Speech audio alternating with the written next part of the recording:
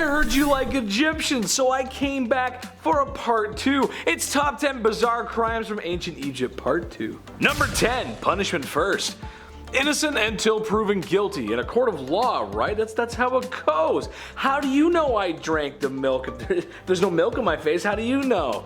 There'd probably be milk on my face. Not so much in ancient Egypt. While there is some evidence of jails existing, it is clear that they much preferred an immediate and swift justice. By that, I mean flogging, mutilation, removing limbs, that sort of thing. A lot of these punishments were overseen by a vizier. In today's terms, it's sort of like a governor or official who had the power to oversee things like punishment through. Or at least held the most power besides the pharaoh, which, hey, that's a lot of power. While it may be an effective system for keeping prisons empty, no one should lose fingers for sliding a couple double bubbles in their pocket. That's just my opinion. Number 9, prisoners. While the promise of losing a limb the second you're caught taking a cookie from the cookie jar, boy I've been there, is a great deterrent, prison can also work sometimes.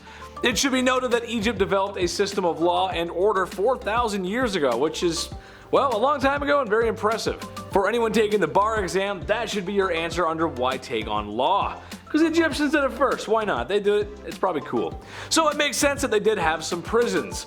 There's depictions of prisoners in drawings and figurines, surprisingly, oftentimes having their arms bound to their back like a good episode of Cops. And a leash around their neck with ropes and, well, it just looks a little strange and weird. Given that most criminals were done on the spot, it's not hard to imagine that the Egyptians were cruel to their prisoners, and they were. It was not good. They should be cancelled. That's who should be cancelled, them.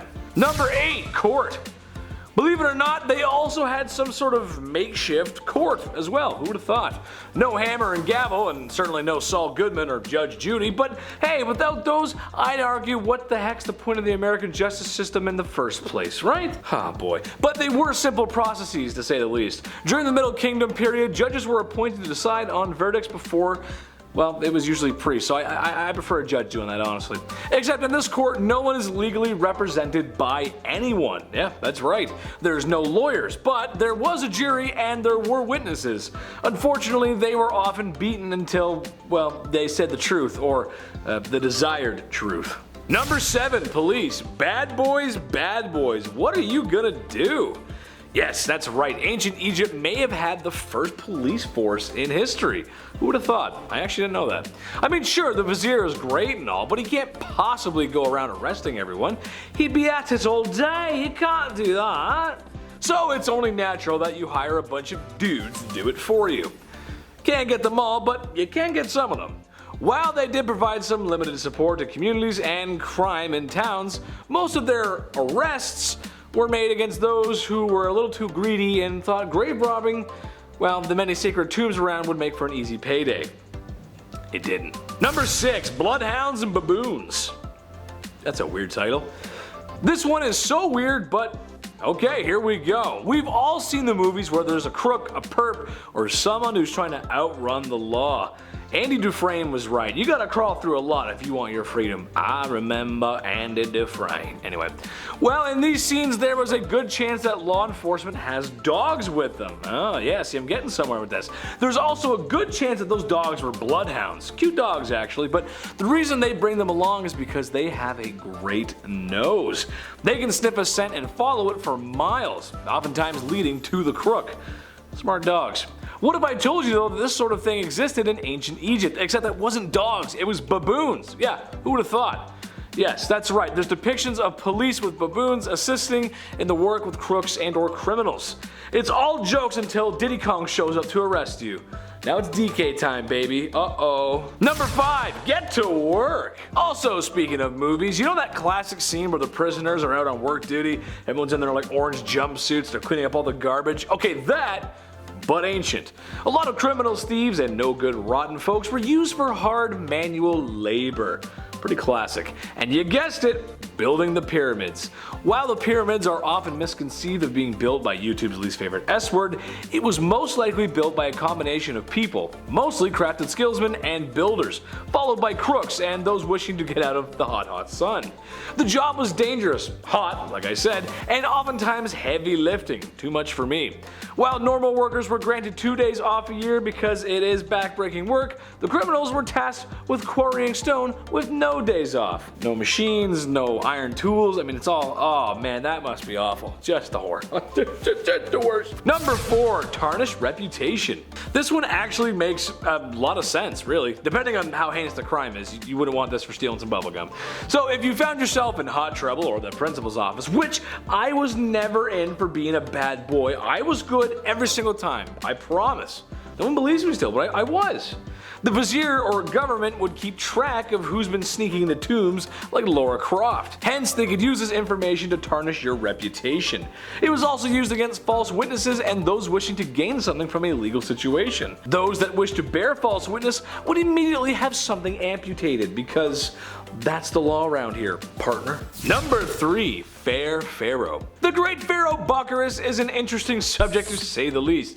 First off, I had to say his name a couple times before I really understood what was going on there. I blame the dyslexia, but that's just how it goes, baby. But secondly, he's the guy that takes power and goes, whoa, guys, maybe not so harsh. And I use this term lightly, but he improved human rights. Specifically improvements for prisoners who owe debt. Sounds like someone might have owed someone a few bucks himself. Interestingly enough, his laws were influenced by Greek laws, who then influenced more Greek laws, who those Greek laws influenced Roman laws, who then influenced our modern law. There's a big chain of events there. Trust me, it all matches up. Number 2, your nose knows to stay out of trouble. I saved this one for the bottom of the list because, well, it's just so awful and weird. In a town called Rhinocolora, not too far from Cairo, but 200 miles, was a town full of people with no noses. What? I know. This wasn't a Red Skull Comic Con convention, but a penal colony of sorts, maybe the first. These people were or had been accused of thievery, and for this they had their noses removed to show anyone who visited what kind of people they really were.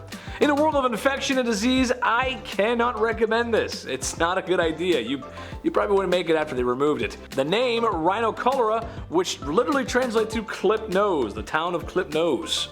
That's not good. Number 1, in God's hands. Remember before I mentioned the priests used to handle verdicts?